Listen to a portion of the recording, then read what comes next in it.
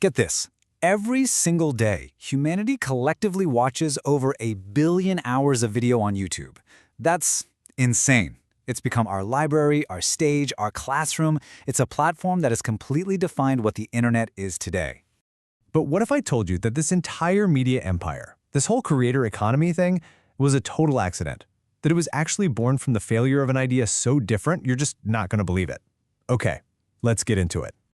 Our story doesn't start with some grand vision for a global video platform. No, it starts with a really bad attempt at online dating. To really get this, you have to transport yourself back to 2005. The internet was a totally different world.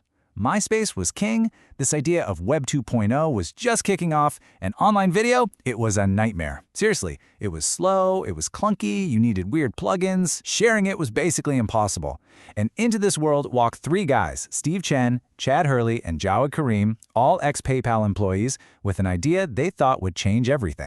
And if you're looking for the first big clue about what they were really up to, you don't have to look very far.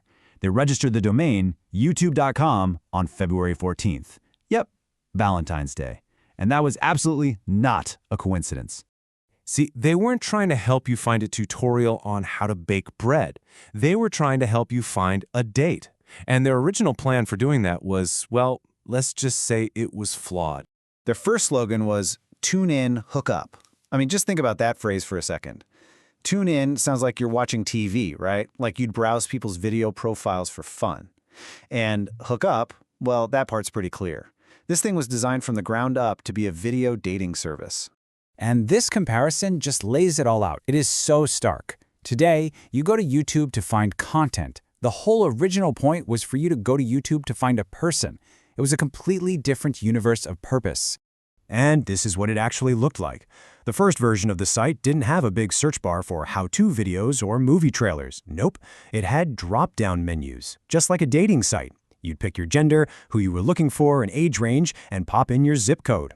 It was basically Match.com, but with a button that said Upload Video. So, the founders launched their big, revolutionary video dating site on Valentine's Day. And the response from the world was nothing. Crickets, complete and total silence. And this is where the story starts to get a little desperate. For weeks after they went live, the number of videos uploaded to the platform was a big fat 0. They had what we now call a cold start problem. A dating site with no people on it is totally useless, right? And nobody, it turns out, wanted to be the very first person to upload a personal, maybe kind of awkward video of themselves into a total void. And you can just feel the panic in this quote from the co-founder, Jawed Karim. They'd built this cool technology, but they couldn't get over that social hurdle. The platform was this empty stage, and absolutely no one was willing to step up to the mic. So they did what any desperate startup would do. They turned to Craigslist. They posted ads in Los Angeles and Las Vegas, thinking maybe some aspiring actors or performers would be more comfortable on camera. Their plan was simple. They were going to literally pay people to use their product. The offer was $20. $20 to any woman who had just uploaded a video of herself talking to their dating site. And the result? Nothing. Nobody. Not a single person took them up on the offer. And this failure taught them a really important lesson. Overcoming the social stigma and the technical hassle of making an online video back in 2005 was worth a lot more than $20. So their idea was dead. The market had spoken, loud and clear, and the answer was no thank you. Now this is the exact moment that could have killed the company. But instead, it led to the single most important decision they ever made. And this quote right here from Steve Chen, this is the sound of surrender. This wasn't some brilliant, visionary, strategic move. It was them throwing their hands up and saying, well, that didn't work. They decided to just open the floodgates, let people upload whatever they wanted, and just see what happened. So, on April 23, 2005, the very first video was uploaded to this new anything goes version of YouTube. It was posted by co-founder Jawed Karim himself, and it had a very simple title, Me at the Zoo. Now this little 19-second clip is, you could argue, one of the most important videos in the history of the internet. And why? Because it was perfectly imperfect. It was kind of boring, which sent a message that you didn't need to be a Hollywood director to post something. It was super short, which was perfect for the slow internet of the day. And it was personal. It basically invented the vlog on the spot. It told everyone that YouTube was for them, not just for people looking for it.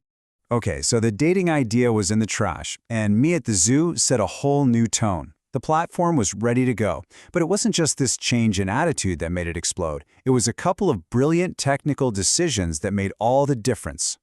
Here's the secret sauce. First, it used Flash, which meant videos just worked right there in your browser. That was revolutionary at the time.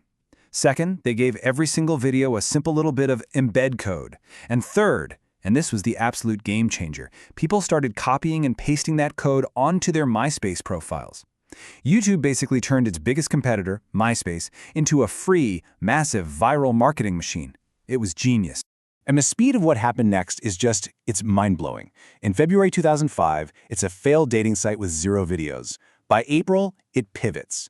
By December of that same year, it's doing millions of views a day. Then by July 2006, 100 million views a day. And by November 2006, less than 2 years after that disastrous Valentine's Day launch, Google buys it for $1.65 billion. It's truly one of the most incredible comeback stories in tech history. So, after all that chaos, that failure, and that unbelievable accidental success, what's the big takeaway here? What's the lesson? I think you can sum up the entire journey just by looking at how their slogan changed. They went from the very specific, kind of sleazy, tune-in, hookup, to this incredibly powerful and creative idea, broadcast yourself. They stopped trying to tell people what to do, and instead just gave them a tool to express themselves. And that really brings us to the bottom line. The founders of YouTube didn't win because they were prophets who could see the future perfectly. They won because their first idea was a total disaster, and they were smart enough and humble enough to pay attention to what people actually wanted to do. They let their users show them the way. This whole story really gets you thinking, doesn't it? YouTube isn't the only company that started out as one thing and became something else entirely. So I'll leave you with this question. What other famous companies can you think of that started out as something completely different? Drop your answers in the comments below. I'm really curious to see what you come up with. Thanks so much for hanging out with me to dig into this crazy story. If you enjoyed this, do me a favor and hit that like button. And make sure you're subscribed for more explainers about the surprising origins of the stuff we use every day. I'll see you in the next one.